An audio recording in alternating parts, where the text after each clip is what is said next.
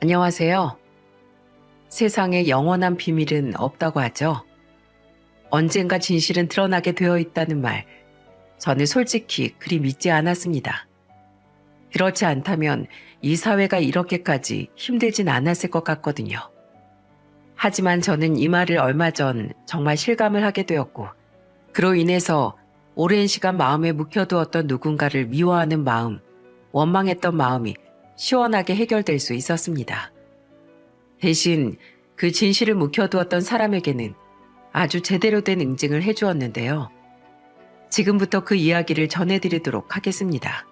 저와 제 여동생 둘은 어릴 때 겪은 아픔이 있어요. 우리 3남매 중 제가 18살 때, 그리고 제 여동생들은 한참 어릴 때 부모님은 이혼을 하셨습니다.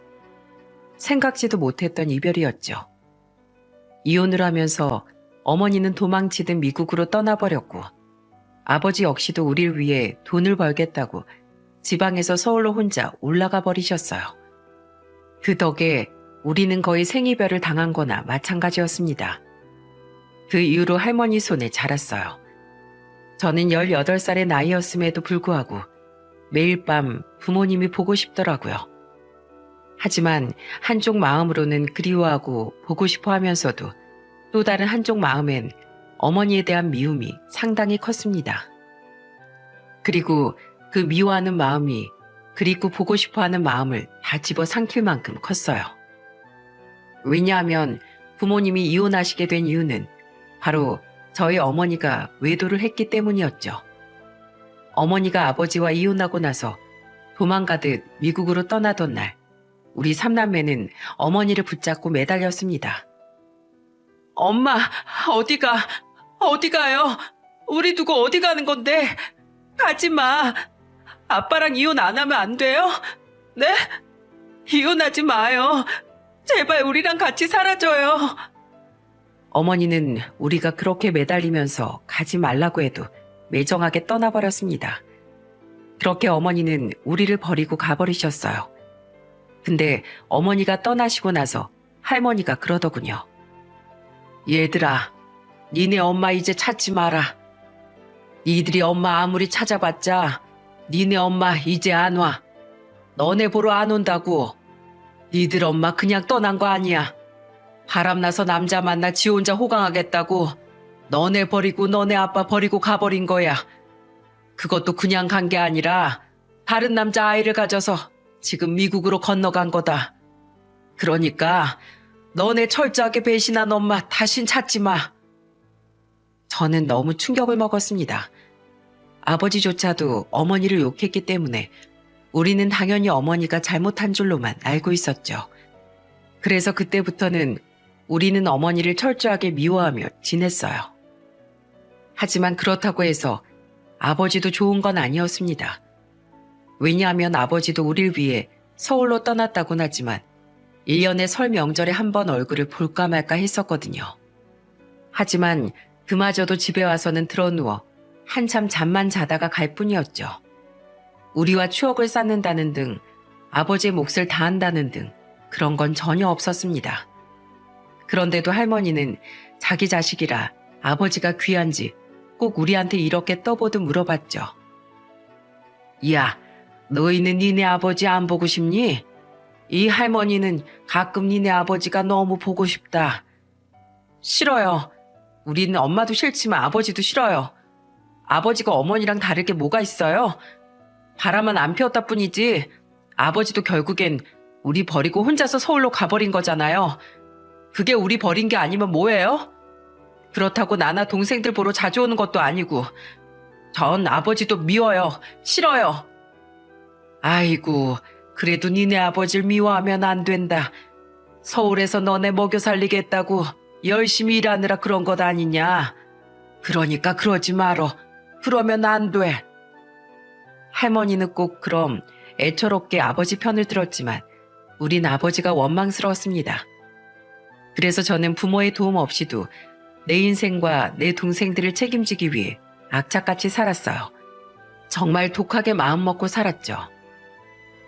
그 덕분에 저는 다 커서 교수까지 될 수 있었습니다.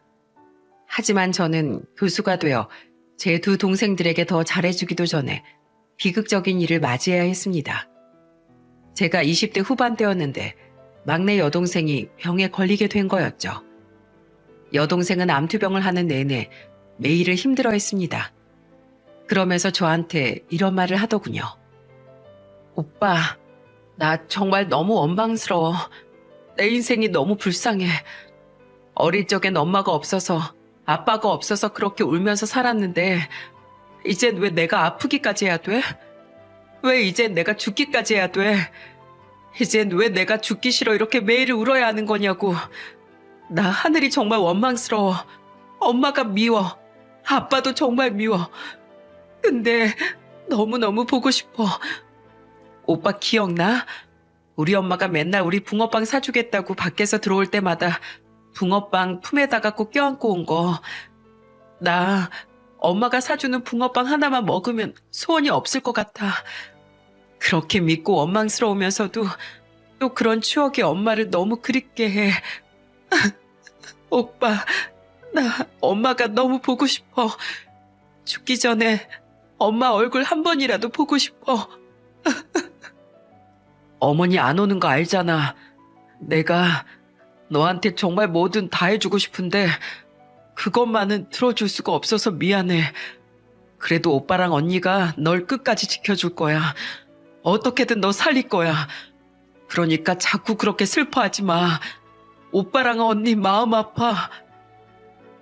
저는 동생에게 말은 이렇게 했지만 막상 해줄 수 있는 게 없어서 마음이 너무나 아팠습니다.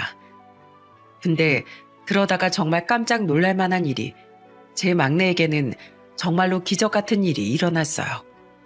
그건 바로 매몰차게 우릴 버리고 떠나갔던 어머니가 돌아왔기 때문이었죠. 우리는 그때까지만 해도 다들 원래 살던 집에서 계속해서 살고 있었습니다. 근데 그 집으로 우리를 버리고 떠나갔던 그 어머니가 찾아온 것이었죠. 아들, 예, 정아가, 어머니? 정아가 엄마 얼굴 알아보는구나. 그래, 정아가 엄마야, 엄마라고.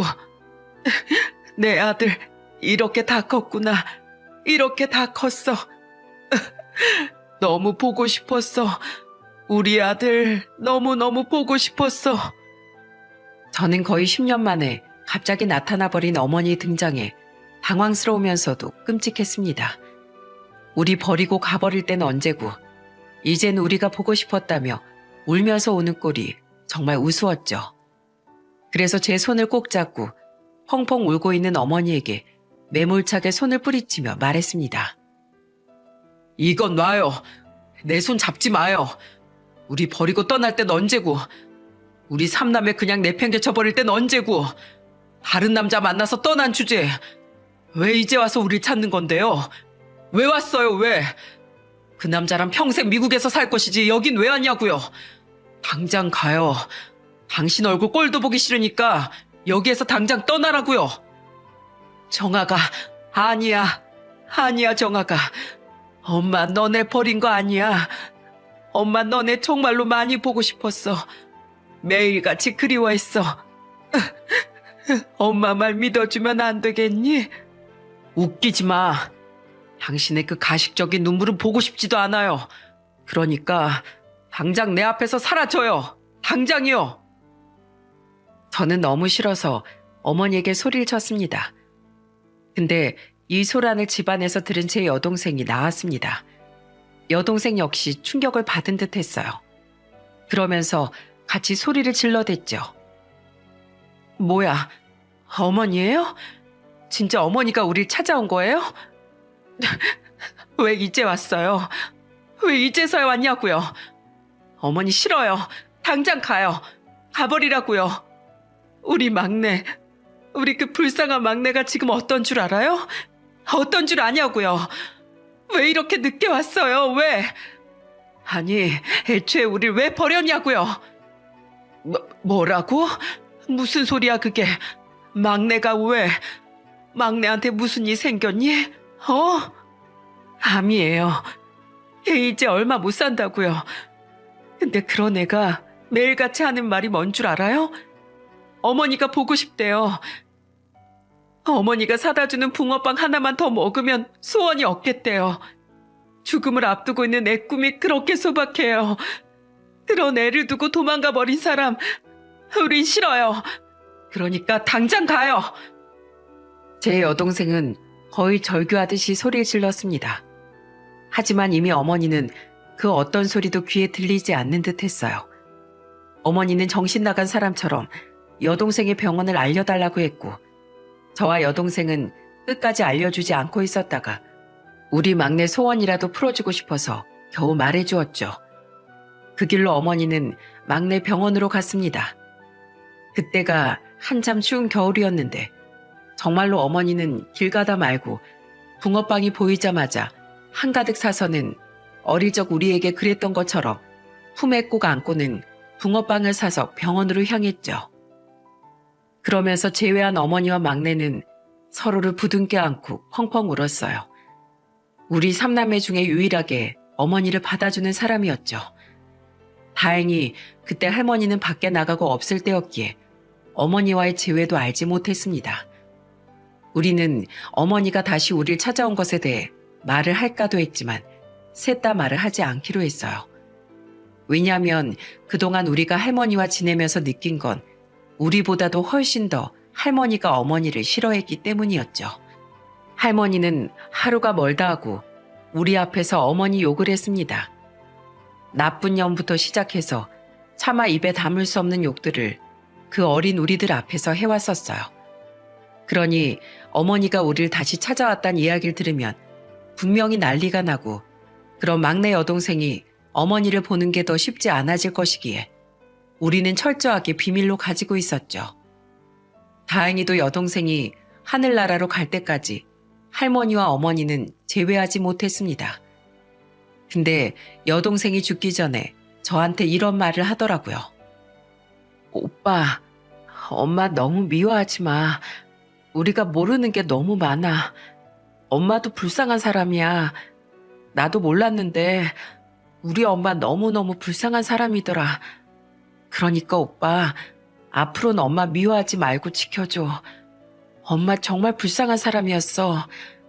지금은 오빠나 언니한테 내가 말할 순 없지만 언젠간 엄마가 직접 말한다고 했어. 그러니까 그때까지 조금만 기다려줘. 그리고 엄마를 지켜줘. 엄마랑 쭉 같이 있어줘. 나는 엄마랑 함께여서 행복했어. 내 마지막을 엄마랑 같이 보낼 수 있어서 정말로 나 많이 행복했어. 난 엄마가 좋아. 내가 그렇게 원하던 엄마가 사주는 그 붕어빵, 그거 원 없이 먹고 갈 수 있어서 행복해. 내 인생이 이렇게 짧게 끝나버리는 게 좀 아쉽긴 하지만 이젠 하고 싶었던 거 다 해서 괜찮아. 그러니까 오빠도 언니도 나 없다고 슬퍼하지 마. 알았지? 제 막내 여동생은 어느새 철이 들어서 저한테 이런 말을 하더군요. 참 기특하면서도 가슴이 아팠습니다. 항상 밝고 매일같이 행복하게 지내던 내 동생을 이제는 더 볼 수 없다는 사실에 마음이 미어지는 것 같았죠. 그렇게 해서 끝내 여동생은 하늘로 떠나버리고 말았습니다. 정말이지 너무나 슬펐어요. 그래도 불행 중 다행이라면 여동생이 그래도 마지막 2개월을 어머니와 함께 보낼 수 있었다는 거였죠. 할머니와 우리는 번갈아 가면서 막내 여동생 병간호를 했었는데 할머니가 없는 시간에 꼭 어머니가 함께 와서 간호를 해주셨어요. 그럼 제 막내는 그렇게 행복했었죠. 그러면서 편안하게 눈을 감은 막내를 보면서 다행이라고 여겼습니다. 그 이후로 막내 장례를 치르는데 아버지라는 사람은 막내 얼굴 보러 몇 번 오지도 않았으면서 장례식장에 와서 죽치고 앉아 있더라고요. 그것도 내내 술만 퍼마시면서 있었죠. 그 꼴이 보고 싶지 않아 저와 여동생은 그마저도 모르는 척하면서 동생 장례를 치르고 있었습니다. 그리고 그때 깜짝 놀랄 만한 인물이 등장했죠. 그건 바로 저희 어머니였어요. 어머니가 장례식장에 등장을 하자 바로 뒤집어진 인물이 있었습니다. 네, 누구겠어요? 바로 저희 할머니였죠. 할머니는 어머니 얼굴을 보자마자 헐쩍벌쩍 뛰면서 난리를 쳤죠. 뭐야? 너 뭐냐고? 언제 왔어? 한국에 언제 들어온 거야? 너 미쳤어? 여기가 어디라고 와? 너 안 나가? 빨리 나가. 당장 나가라고. 한국에 왔으면 곱게 있다가 그냥 다시 돌아갈 것이지. 여긴 왜 온 거야? 여기가 어디라고 네가 와. 어머니, 정말 너무하신 거 아니에요? 내 딸이 죽었어요. 내 자식이 죽었다고요. 근데 이런 상황에서도 절 쫓아내시려고요? 그때처럼 또 쫓아내시려고요? 너 조용히 안 해? 너 그때 나랑 약속했지? 내가 지금 너희 자식들을 어떻게 키웠는데 지금까지 엄마 노릇 안 했음 이제 애네들 네 자식도 아닌 거야. 내가 너 대신에 얼마나 애지중지 키웠는데 이제 와서 엄마 노릇 한다고? 웃기지도 않아서 원. 당장 꺼져. 썩 꺼져버리란 말이야. 할머니는 정말 너무하다 싶을 정도로 화를 내면서 어머니를 내쫓으려고 했어요. 하지만 어머니는 끝까지 있으려고 했지만 끝내는 버티지 못하고 그대로 가야 했습니다. 왜냐하면 거기에서 아버지까지 나서서 어머니를 몰아세웠고 그대로 그게 소란으로 이어지면서 여기저기서 항의를 하고 난리가 났었거든요. 결국에 어머니는 장례식장에서 쫓겨나듯 나갈 수밖에 없었습니다. 그 모습을 보면서 저는 참 처량하다는 생각을 했어요. 그러게 이렇게 비참한 꼴을 당할 걸 왜 와서는 이라는 생각이 들었죠. 그렇게 어머니는 막내의 장례를 끝내나 함께하지 못한 채로 장례는 마무리될 수밖에 없었습니다. 근데 장례가 끝나자마자 저와 여동생은 동생을 떠나보낸 충격에서 다 벗어나기도 전에 또 하나의 충격을 받아야 했어요. 그건 바로 생각지도 못한 상황이었죠. 왜냐하면 할머니와 아버지가 갑자기 우리 앞에 웬 여자를 데리고 왔는데 그 여자를 보며 하는 말이 아주 가관이었거든요. 자, 인사해라. 니네 새어머니다. 그게 갑자기 무슨 소리세요? 아버지 우리 모르게 재혼하셨어요? 아니면 이제 재혼하겠다고 말씀하시는 거예요? 재혼했어 이미. 너희한테 말을 못했다 뿐이지 진즉에 했었다. 뭐 같이 우리가 살 것도 아닌데 뭐하러 알릴까 싶어서 말은 안 했었지만 나 재혼했어. 앞으로 너희가 새어머니라고 불러야 할 사람이니까 그렇게 알아. 저희는 너무나 어이가 없었습니다. 그렇게 상관없는 사람을 왜 이제 와서 소개시켜주는 건지 이해가 가질 않았죠. 근데 얼마 못 가 바로 그 이유를 알 수 있었어요. 왜냐하면 그 뒤로 이어지는 할머니 말이 있었거든요. 니네 새어머니도 있고 하니까 이제 다시 니네 친엄마는 만나지도 마. 만날 생각도 하지 마. 여기가 어디라고 찾아와서는 이제서야 너희한테 엄마 노릇하겠다고 난리야. 니네 엄마 여기 돌아올 자리 없다. 여기 이제 만석이니까 다시 넌 보지 말라고 그래. 너네한텐 이미 다른 엄마가 있으니까 그 엄만 찾지도 마. 저는 할머니의 말에 그 의도를 단박에 알아차렸습니다. 할머니와 아버지는 혹여라도 다시 어머니가 우리를 찾아오고 우리가 어머니와 가깝게 지낼까 싶어서 그 통로를 완전히 막아버리는 거였어요. 그러니 앞으로 너네가 모셔야 할 어머니는 따로 있으니 그 친어머니는 만나지도 말라는 이야기였죠. 정말이지 어이가 없었습니다. 왜 그렇게 우리에게 끝까지 이기적인 건지 이해가 되질 않았죠. 새어머니라는 존재 자체도 이해가 안 되고 싫었지만 어차피 이혼부터 우리 의견은 안중에도 없었던 사람들이었기에 이번에도 역시나 또 똑같이 저러는구나 싶어서 냅뒀어요. 어차피 저 역시도 친어머니에 대한 그리움도 없어진 지 오래였고 막내 여동생도 떠나간 마당에 더는 받아줄 생각도 없었기 때문에 그냥 무시하고 있었죠. 그렇게 또 몇 년이 흘렀습니다. 그 사이에 참 끈질기게도 친어머니에게선 연락이 많이 왔었어요. 하지만 저는 끝까지 그 사람을 받아주지 않았지만 이제는 제 밑에 여동생이 할머니 몰래 연락을 주고받는 듯 하더라고요.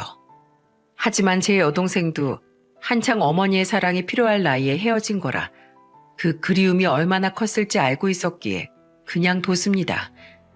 다만 저만 어머니와 왕래를 하지 않을 뿐이었죠. 그 이후에 저는 교수가 되었고 결혼을 하게 되었어요. 소개팅을 통해서 만난 여자와 결혼을 했고 제 결혼식장에는 아버지와 새어머니가 혼주석에 앉으셨습니다. 사실 저는 그 혼주석에도 누가 앉든 상관이 없었어요. 아니, 아무도 앉지 않아도 상관없었습니다. 그렇게 부모라는 존재는 저한테 그렇게 크고 중요한 존재가 아니었죠. 근데 그때 먼발치에서 하객으로 와 있는 한 사람이 눈에 띄었어요. 그건 바로 제 친어머니였어요. 친어머니한테는 청첩장도 드리지 않았는데 제 여동생이 연락을 주고받으면서 식장 주소를 알려준 것 같더라고요. 하지만 차마 가까이 오지 못하고 먼발치에서만 보고 가시는데 그것도 그냥 보고만 있었습니다. 근데 그 이후에 어머니는 저희 집으로 반찬을 이것저것 계속 보내주었어요. 핸드폰 번호는 알고 있었기에 전화해서 보내지 말라고 해도 끊임없이 보냈죠. 김치, 젓갈, 깍두기 이런 것들을 시도 때도 없이 보내는데 솔직히 말해 저는 그게 달갑지 않았습니다. 그래서 저는 안 되겠다 싶어서 어머니에게 전화를 걸어 아주 세게 말을 했어요. 어머니, 반찬 보내지 마시라니까요. 여기에서 그거 먹을 사람 아무도 없습니다. 왜 이제 와서 엄마 노릇인데요? 부모가 필요할 때 매정하게 떠나선 연락 한 통 없었으면서 이제 와서 이런 이유가 뭡니까? 대체 왜요? 교수 엄마라는 소리 듣고 싶어서 그럽니까? 그런 거예요? 그런 거면 그냥 이런 거 하지 말고 여기저기 말하고 다니세요. 난 아무 상관 없으니까. 이제 와서 양심 있는 척 이러는 게 더 싫습니다.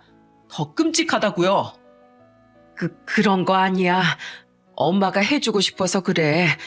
지금까지 못 해줬던 거 이제부터라도 해줄 수 있게 해주면 안 되겠니? 미안해. 내가 정말 너한테 평생 사죄하면서 살게. 됐습니다. 저는 싫어요. 그냥 지금까지 그랬던 것처럼 둘째하고나 연락하면서 지내세요.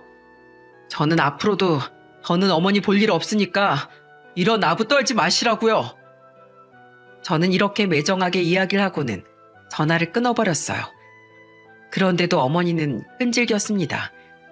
그 이후로도 계속해서 보내더라고요. 그 덕에 제 아내는 많이 헷갈려 했어요. 친모와 새어머니가 있으니까 누구를 모셔야 하는지 잘 모르겠다고 이야기를 하던 거 있죠. 아유, 진짜 이런 걸 좀 안 보내셨으면 좋겠어. 자꾸 이러니까 내가 어떤 어머니 모셔야 할지 모르겠잖아. 진짜 자식 버린 사람이 양심도 없지. 당신이 얼마나 힘들게 살았는데 이제 와서 이런 아부를 다 떤대. 아유, 같은 여자지만 정말 너무 싫다, 너무. 아내는 제 앞에서 아무렇지도 않게 저희 친어머니 욕을 하기도 했어요. 그 말이 제 가슴을 답답하게 했지만 저 역시 어머니를 대놓고 비난했던 사람이었기에 할 말이 없었습니다. 그러면서 또 한 번 사건이 터지고 말았죠. 이번에는 오랜 시간 부모를 대신해 우리를 키워준 할머니가 돌아가시는 일이었어요. 할머니도 암이셨어요. 할머니는 평소에 흡연을 많이 하셨는데 결국엔 그걸로 돌아가시더라고요. 할머니 역시도 미운 점이 많았지만 그래도 할머니만큼은 우리 앞에서 어머니를 욕하고 자기 아들만 감싸는 분이었을지언정 우리에게만큼은 좋은 분이셨습니다. 자기 손주들을 끔찍하게 여기고 애지중지하면서 키워주셨죠. 그래서 할머니의 죽음이 우리에게는 너무나도 슬프게 다가왔어요. 그래서 둘째도 마찬가지였는지 많이 울더라고요. 근데 거기에서 우리는 어이없는 광경을 목격해야만 했죠. 그건 바로 새어머니의 태도였습니다. 새어머니는 처음부터 그랬지만 정말이지 정이 가질 않았어요. 끼리끼리 논다는 말이 딱 그 말이었을까요? 아버지는 처음부터 좀 껄렁하신 분이셨는데 어떻게 다시 만나 결혼한 분도 그런 사람을 만났는지 새어머니는 할머니 장례 내내 그냥 빈둥빈둥 놀기만 할 뿐이었어요.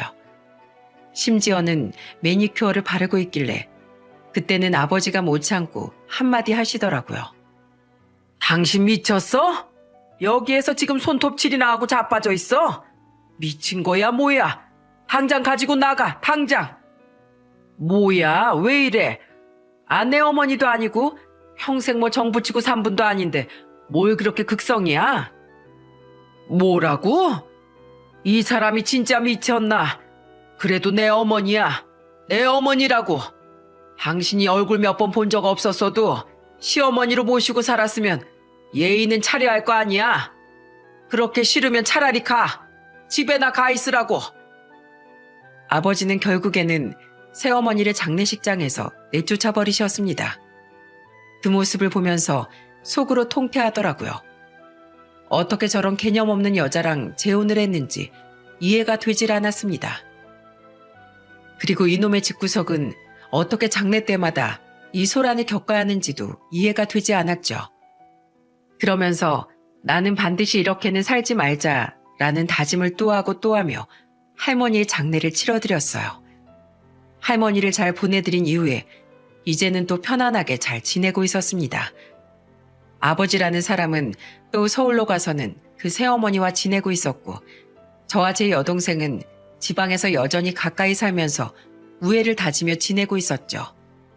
여동생도 결혼을 했는데 그때 여동생은 자기는 가족이라면 끔찍하다며 아예 결혼식도 제대로 하지 않고 그냥 저희 부부와 사돈 부모님만 모셔서 식사를 하고는 조용히 식을 치렀습니다. 그것도 감사한 게 결혼식을 아예 올렸으면 하셨을 텐데 그걸 다 이해해준 사돈분들께도 감사하더라고요. 그렇게 조금씩 제 인생에도 안정이 찾아오는 듯 했습니다. 근데 그 이후에 정말 제 인생에 결정적인 사건이 일어났고 그 일로 인해서 저는 너무나 폭풍 같은 시간을 보내야만 했어요. 그날도 평범한 날이었습니다. 여전히 어머니는 우리 집으로 택배를 보내고 있었죠. 저는 거의 포기를 했어요. 아무리 쓴소리를 하고 아무리 방어막을 쳐도 뚫고 들어오는 어머니를 당해낼 수가 없더라고요. 그래서 그냥 놔뒀더니 역시나 아내도 마찬가지더군요. 그 반찬을 보내주면 우리는 다 먹을 수도 없었기 때문에 버리는 게 태반이었는데도 꾸준히 오는 반찬을 아내는 항상 그때그때 처리를 했습니다. 근데 그것도 아내는 이제 힘들고 지겨웠는지 이번엔 뜯어보지도 않고 버렸던 모양이더라고요. 근데 어느 날은 경비 아저씨가 저희 집에 택배 하나를 가지고 오셨죠. 그리고 그 택배의 정체를 보고 저는 깜짝 놀랄 수밖에 없었습니다. 그 택배의 정체는 어느 날 또 집으로 어머니가 보낸 것이 왔는데 아내는 또 반찬이나 쓸데없는 걸 보낸 줄 알고 뜯어보지도 않고 버려버린 거였어요. 근데 그걸 경비원 아저씨가 분리수거 점검을 하다가 발견해 택배 상자에 그대로 붙어있는 송장 주소를 보고는 저희 집으로 가지고 온 거였죠. 903호 택배입니다. 이거 이렇게 뜯지도 않고 버리시면 곤란합니다. 이대로 버리지 말고 내용물이라도 확인하고 분리수거 제대로 해서 버리세요. 저는 그걸 받자마자 한숨부터 나더라고요. 그렇게 보내지 말라고 하는데도 계속해서 보내셔서 왜 사람을 귀찮게 하는지 정말 이제는 화가 나더라고요. 하지만 얼마 못 가 그 택배 상자를 뜯어본 저는 곧바로 오열을 할 수밖에 없었습니다. 놀랍게도 짜증스레 열어봤던 그 택배 상자 안에는 어릴 때 찍었던 우리 삼남의 돌 사진부터 시작해 어릴 적 놀러가서 찍은 사진들, 집에서 엉엉 울면서 떼쓰는 사진들 등등 해서 우리들의 어렸을 적 모습들이 그대로 담긴 사진이 가득 들어가 있었어요. 그리고 미국에서 보내진 듯한 우편물 편지까지 싹 다 들어가 있었죠. 저는 그걸 보면서 이게 다 뭔가 싶었습니다. 처음에는 뭔지 모르겠더라고요. 하지만 거의 혼이 나간 사람처럼 그 안에 있는 내용물들을 보기 시작했어요. 그 중에서도 오랜 세월의 흔적이 쌓여있는 미국에서 보낸 듯한 편지들을 읽어보았죠. 그리고 저는 곧바로 오열을 할 수밖에 없었습니다. 사랑하는 우리 삼남매, 다들 잘 지내고 있는 거니? 엄마는 미국에 멀리까지 와서도 너희들이 너무 보고 싶어서 밤잠을 설친단다. 우리 사랑하는 삼남매, 너희들이 곤히 잠든 그 숨소리를 들으면 엄마도 바로 잠이 올 텐데 골골거리는 그 코골이 소리도 엄만 너무 그립다. 우리 막내는 열감기에 자주 걸렸는데 이제 그러진 않니? 너희가 아플 때마다 엄마가 옆에 있어줘야 하는데 그러지 못해서 가슴이 찢어질 것처럼 아파. 아마도 이 편지가 또 반송이 된다면 엄마 마음은 너무 슬프겠지만 언젠간 너희들에게 내 편지가 닿을 수 있길 바라면서 엄만 매일같이 편지를 써보려고 해. 사랑하는 우리 삼남매 씩씩하게 잘 자라줘. 그리고 언젠간 엄마가 다시 너희들을 보러 갈게. 사랑해 우리 아가들.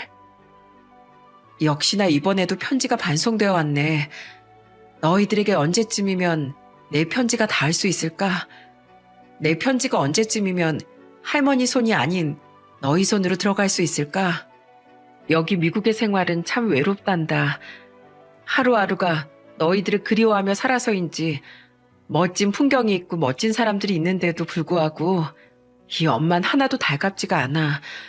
그저 너희들이 또 보고 싶고 보고 싶을 뿐이야. 사랑하는 우리 삼남매 너무 보고 싶다. 저는 이 편지들을 쭉 읽어나가며 오열을 했습니다. 어머니가 미국에서 생활하시면서 우리에게 보내셨던 편지들은 우리에게 닿지 않았기에 우리는 우리를 버리고 간 어머니가 완전히 이곳 생활을 다 잊고 혼자서 새로운 인생을 신나게 살고 있을 거라고 생각했기에 더 원망이 컸었어요. 하지만 그게 아니었습니다. 어머니는 철저하게 외로워하면서 우리들을 그리워하고 있던 거였어요. 근데 왜 도대체 우리를 떠나게 된 건지 이해를 할 수가 없었죠.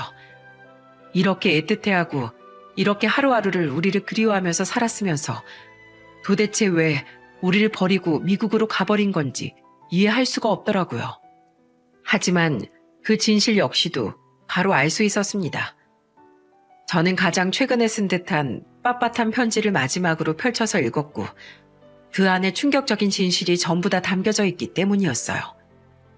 아들, 잘 봐라. 지금부터 엄마가 하는 말 잘 봐줘. 잘 읽어줘. 내가 언젠간 네가 내 얼굴을 제대로 봐줄 때, 날 다시 엄마로 받아줄 때 얼굴을 마주보고서 모든 진실을 말해주고 싶었지만 그러기엔 시간이 너무 오래 걸릴 것 같아서 이렇게 글로 용기를 내어본다. 아들아, 네가 오해하고 있는 게 있어. 그것도 아주 단단히 오해하고 있는 게 있는데 엄만 너희들을 버린 게 아니야. 너희를 떠나버린 게 아니었다. 쫓겨난 거야. 너희들 할머니한테 그리고 너희들 아빠한테. 실은 우리가 이혼하던 시기에 너희 아버지가 바람이 났었어. 지금 같이 살고 있는 그 여자 있지? 그 여자가 바로 그때 당시 너희 아버지랑 바람 났던 여자다. 어느 날 다짜고짜 헤어지자고 하더니 거부하는 날 향해 하는 말이 그 여자가 임신을 했다는 소리였어. 너희들 말고도 또 다른 아이가 다른 여자를 통해 생겨나게 된 거지. 비참했다. 여자로서 비참했어. 살고 싶지도 않았어. 하지만 이혼할 수가 없었다. 나한테 너희들이 있으니까. 난 너희들에게 상처를 줄 수 없었으니까. 저는 여기까지 보고 경악을 할 수밖에 없었어요. 왜냐하면 지금까지 할머니와 아버지가 말한 바로는 바람핀 사람은 어머니였고 어머니가 다른 사람이 아이를 가지게 되어 이혼을 일방적으로 선언하고 떠난 거였거든요.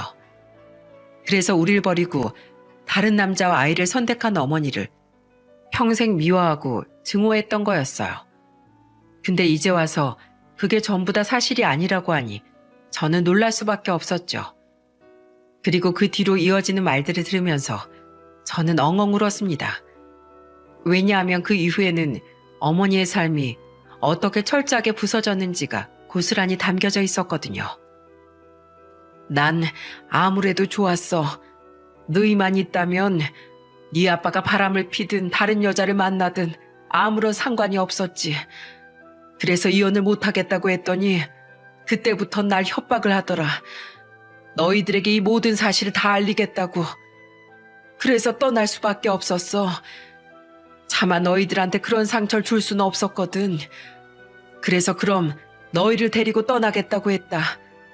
나는 절대로 너희랑 헤어질 수는 없으니 너희를 데리고 가겠다고 했어. 근데 거기에서도 또 난 질 수밖에 없었다.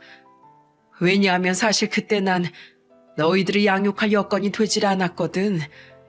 그거란 니들 할머니가 자기는 건물이 있으니 그걸로 너희를 먹여 살리면 된다고. 네가 애들한테 해줄 수 있는 게 뭐냐. 그래서 어쩔 수 없이 너희를 두고 올 수밖에 없었어. 정말로 난 그땐 너희들 할머니 말처럼 너희들에게 해줄 수 있는 게 아무것도 없었거든.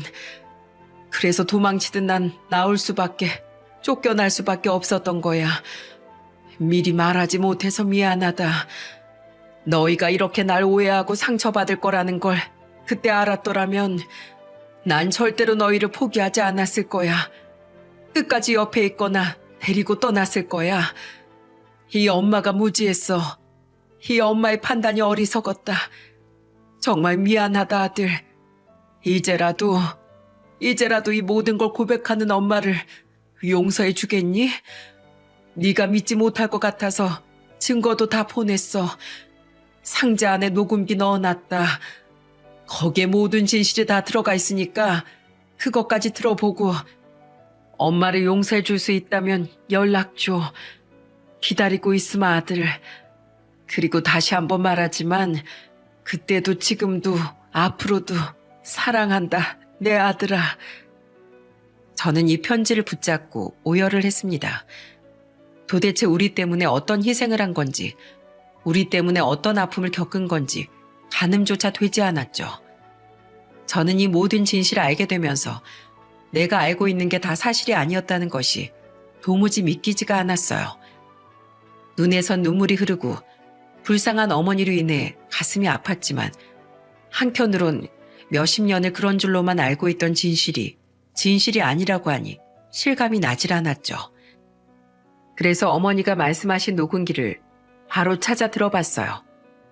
그리고 그제서야 그 안에서 들려오는 목소리와 내용들로 인해 저는 모든 것을 다 실감을 했고 그때부터는 분노로 제 속이 뒤집어지기 시작했습니다. 녹음기 안에서 들려온 목소리는 할머니였어요. 녹음기 안에서 할머니의 목소리는 표독스럽게 그지없었죠. 나가서 제발 그냥 네 인생 살아. 내 아들 앞길 더 망치지 말란 말이야.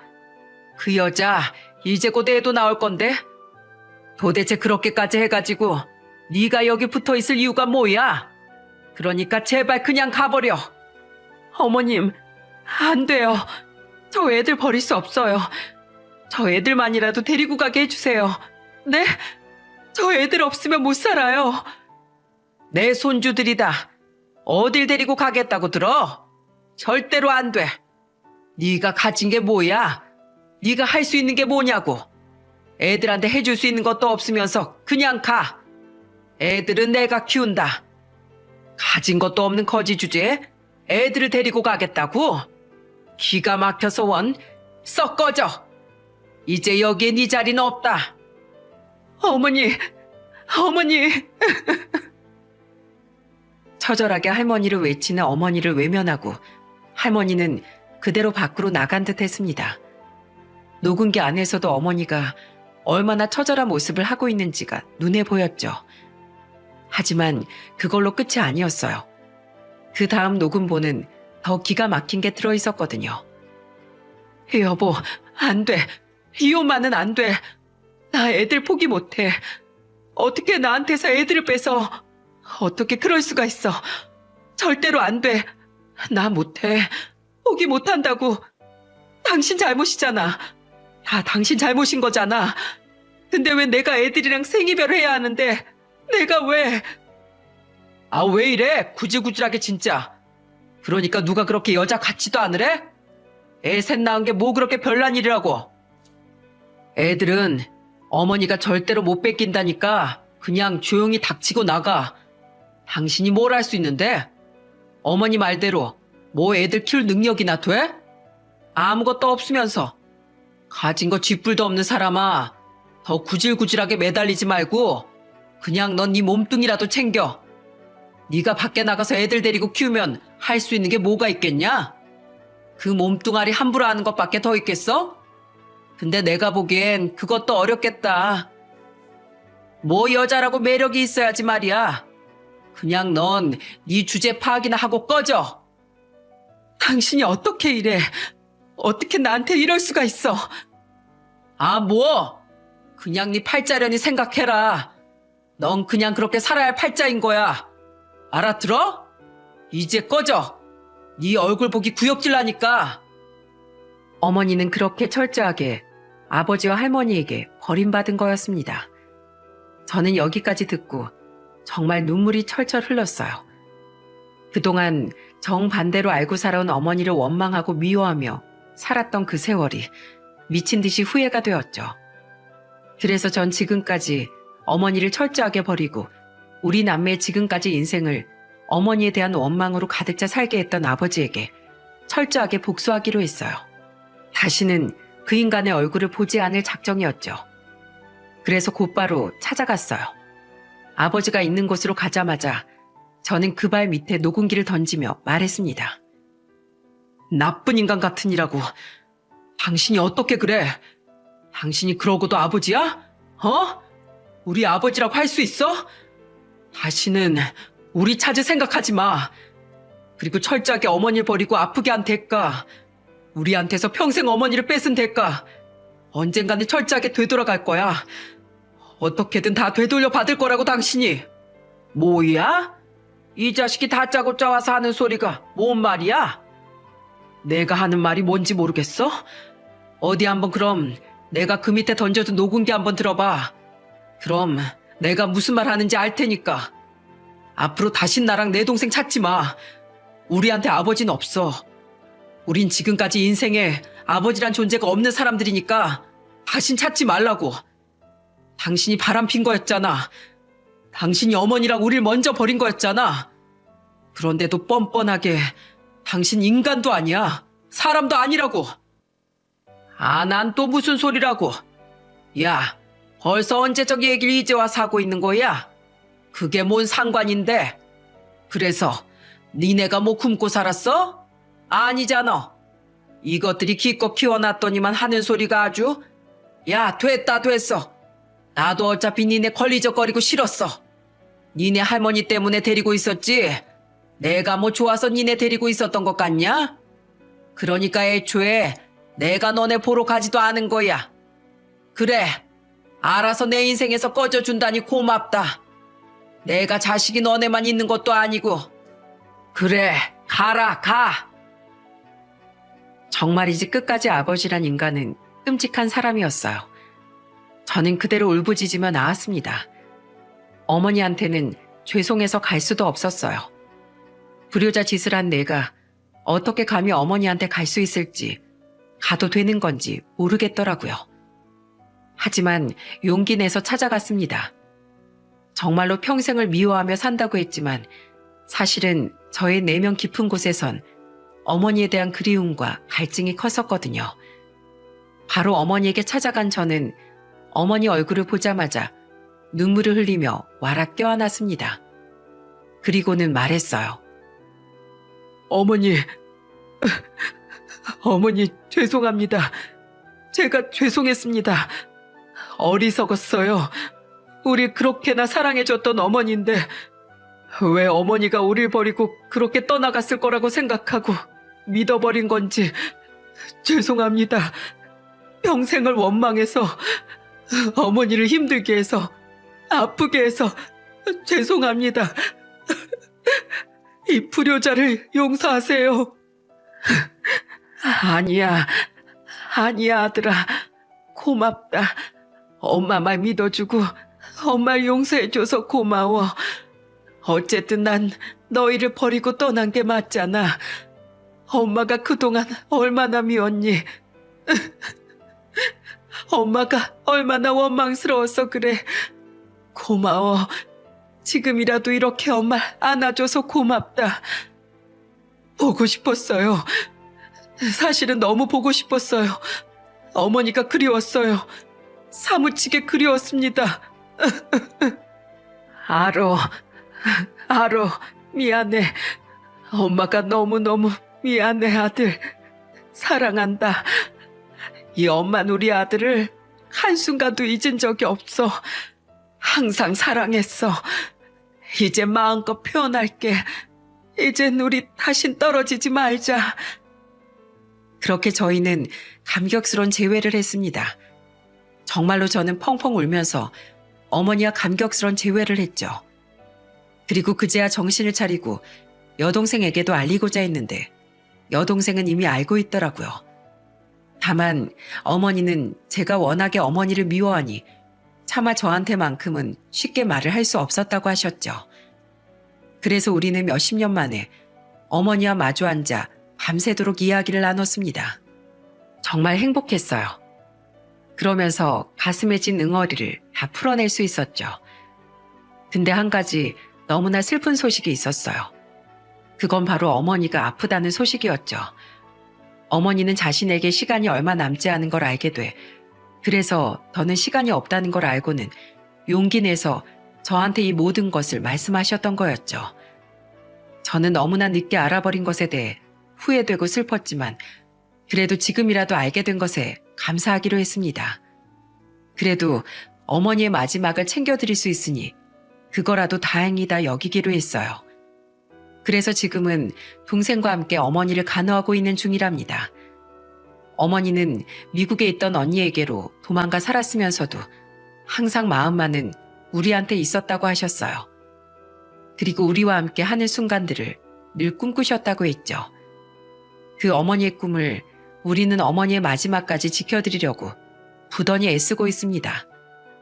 제 아내도 지난날에 자신의 잘못을 눈물을 흘리며 어머니께 사죄를 드렸어요.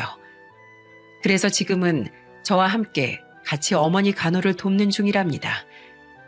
그 이후 어머니는 병세가 더 좋아지진 않으셨지만 많이 행복해하고 계세요.